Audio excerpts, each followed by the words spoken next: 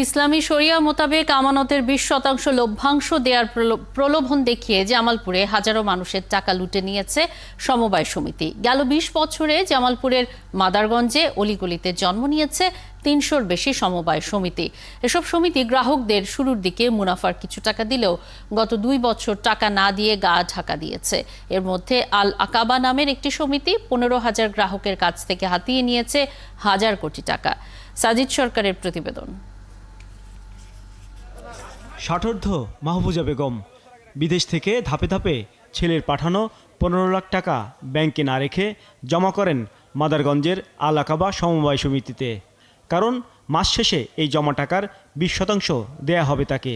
কিন্তু প্রথমে কয়েক মাস লাভের কিছু অংশ দিলেও গত 8 মাস ধরে সেটি বন্ধ। লাভ তো পাচ্ছেনই না, মূল টাকাও তুলতে পারবে কিনা সেটি নিয়েও রয়েছে সংশয়। এই ঈদে দেশ জুড়ে কেনাকাটার ফুর্তি হবে শুধু বিকাশে, সাথে ডিসকাউন্ট কুপন, ইনস্ট্যান্ট ক্যাশব্যাক। আর কোনো জায়গায় নাই, আমি অভাবের সংসার না, আর কোনো জায়গায় টাকা নাই। এই জায়গায় না, জুট বন্ধ, জমিন কিচ্ছু নাই, কোনো কিচ্ছু নাই। বাদ যায়নি মুক্তিযোদ্ধারাও। জীবনের শেষ সময়ে একটু ভালো থাকার আশায় তারা আমানত রাখেন এই সমিতিতে, যার পরিমাণ 9 থেকে 20 লাখ টাকা পর্যন্ত। 17,000 না 17 লাখ প্রতিদিন দেওয়া যায় না। টাকা চাবার যায় আমার বলে যে জুন মাসে নেন, হ্যাঁ, আবার নভেম্বর মাসে নেন, এর মধ্যে তালিবালি করে। যে আমার এখন আসলও দেয় না, লাভও দেয় না। আমার পেনশনের থেকে টাকা নিয়ে কিছু টাকা এখানে 10,10,000-এর মতো।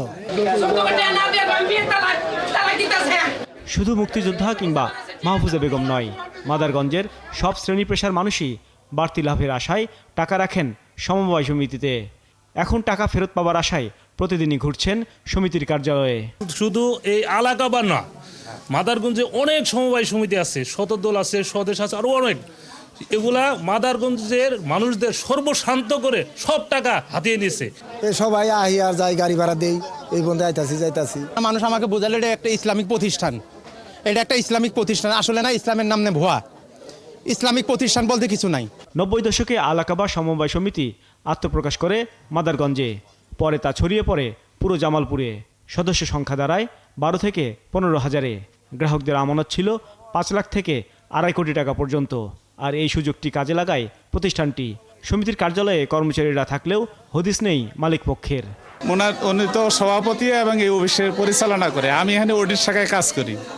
ওনার সাথে কথা বলতে পারলে ভালো হতো আর কি। যে আমাদের টাকা দেয়, গ্রাহকের টাকা দেয়, এটা কোনো ব্যাংক ব্যালেন্স করা হয় নাই। গ্রাহকের টাকা দিয়ে এটা জমি কেনা হয়েছে, বিভিন্ন জায়গায় করা হয়েছে। সমবায় নীতিমালা লঙ্ঘন করা এসব সমিতির বিরুদ্ধে ব্যবস্থা নেয়ার বিষয়ে প্রশাসন জানায় এখনও কেউ অভিযোগ করেনি। সাজিদ সরকার, 71, মাদারগঞ্জ, জামালপুর।